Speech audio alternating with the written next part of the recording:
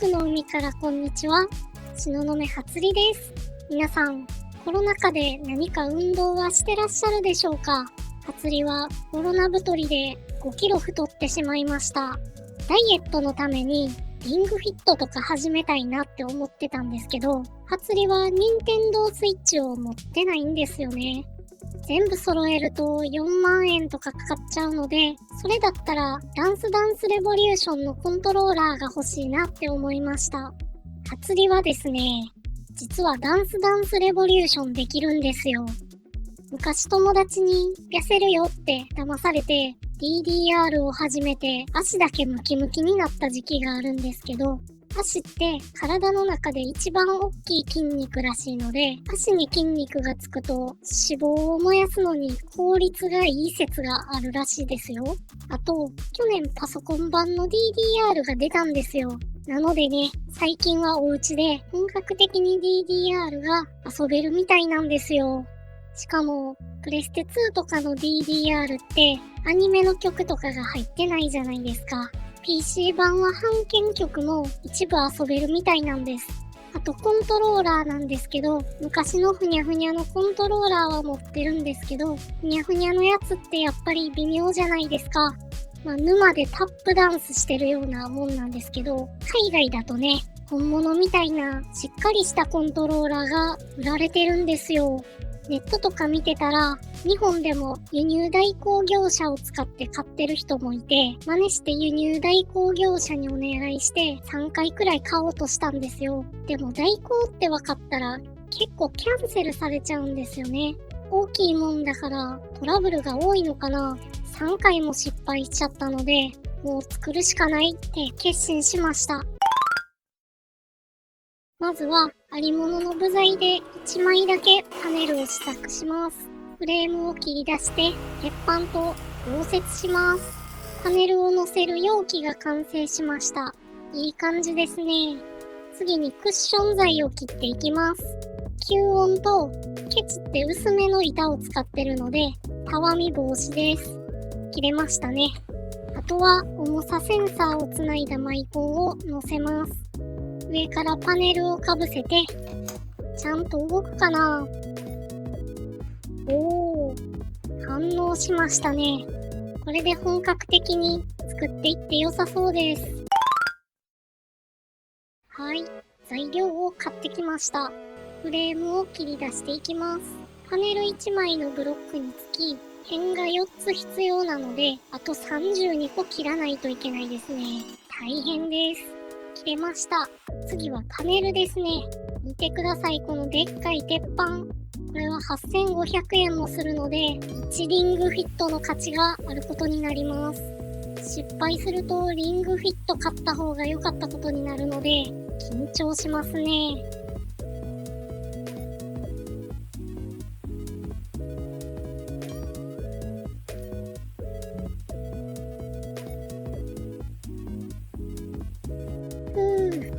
なんとか切れました。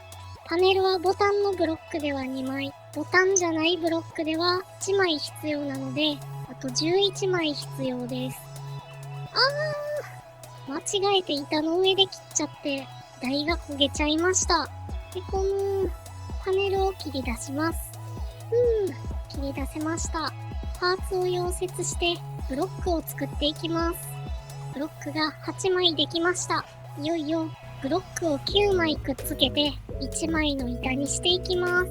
ボタンのブロックはへこみを上にして、ボタンじゃないブロックは逆さにしてくっつけます。やっと溶接できました。ここからは家に持って行ってセンサーを埋め込んでいきます。クッションにセンサーが入るように加工して、センサーは歪みゲージっていう2つの金属を貼り合わせたパーツです。上に重りが乗ってたわむと電気が発生する仕組みで、電子体重計とか Wii フィットとかリングフィットにも入ってます。3D プリンターで作ったマウンターをつけてセンサーを組み立てていきます。こんな風に仕込みました。裏には 3D プリンターで作った足を貼り付けています。配線は真ん中に集めました。上に板を乗っけたら完成です。パネルは鉄板の上にクリアパネルを接着して、間にカラー印刷した矢印を挟みました。コンビニのプリンターやと、光沢紙の A3 用紙がなくって、普通紙にしたら接着剤が染み込んだり染み込まなかったりして、ちょっと仕上がりが汚くなってしまったのだけが残念ですね。いよいよプレイしていきましょう。PC 版の DDR は1628円のサブスクとチケットを使ったアーケードモードがあります。最初にサブスクをやってみたんですけど、過去のバージョンだと人気の曲が全然ありませんでした。20曲4000円のパックを購入すると解禁されるみたいです。快適に楽しむんだったら、ソシャゲの石みたいなやつを買って、1回5枚のアーケードモードをプレイするのが良さそうですね。チケットを6枚使うと、レイルドしても次の曲が遊べるプレミアムプレイがあります。ここはゲーセンのやつと一緒ですね。でも家なのに落ちるの半端ないですね。さすがはコンマイ。でも半券曲も結構入っていて、安くない分そこは頑張ってるなって思いましたね。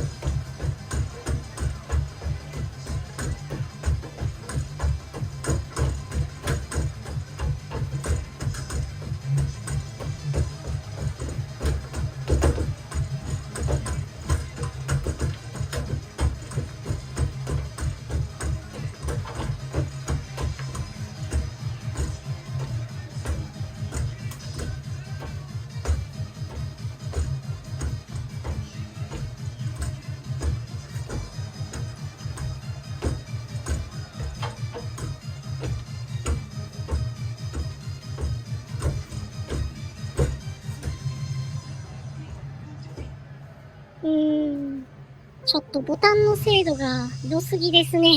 ゲームのタイミングとかも挑戦しながらプレイしていきます。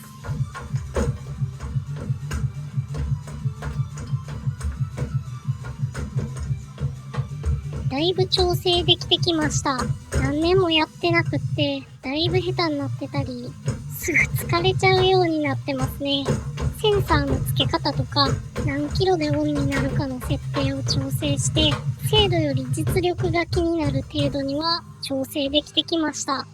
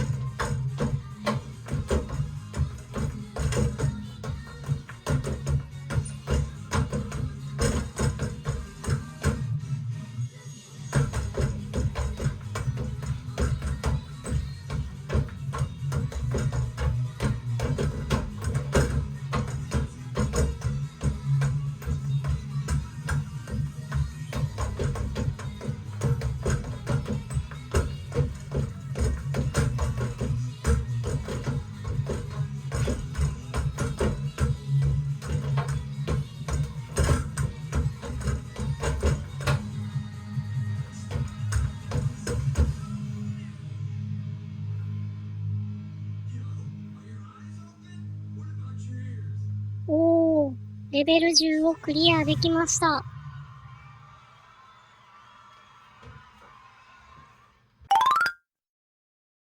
いかがだったでしょうか？やっぱりパネルがしっかりしてると楽しさが全然違いますね。毎日2時間くらい夢中でやれる程度に楽しめるし、汗びっしょりでお風呂に入ると気持ちがいいですね。歪みゲージの制御 IC が4つ同時だと扱いにくくって、最初はボタンの反応が 0.2 秒に1回しか反応しなかったので、ちょっとゲームにならないレベルだったんですけど、気合を入れてプログラミングしたら 0.025 秒くらいまで詰めることができました。今は2日くらいで作れるものしか作ってないんですけど、今回はここに予想外にめちゃくちゃ時間がかかっちゃいました。通信も Bluetooth でワイヤレスなので結構便利です。今回面白かったよって方はチャンネル登録、高評価、Twitter でシェアしたり、コメントをもらえると励みになります。それでは今回もご視聴いただきありがとうございました。バイバーイ。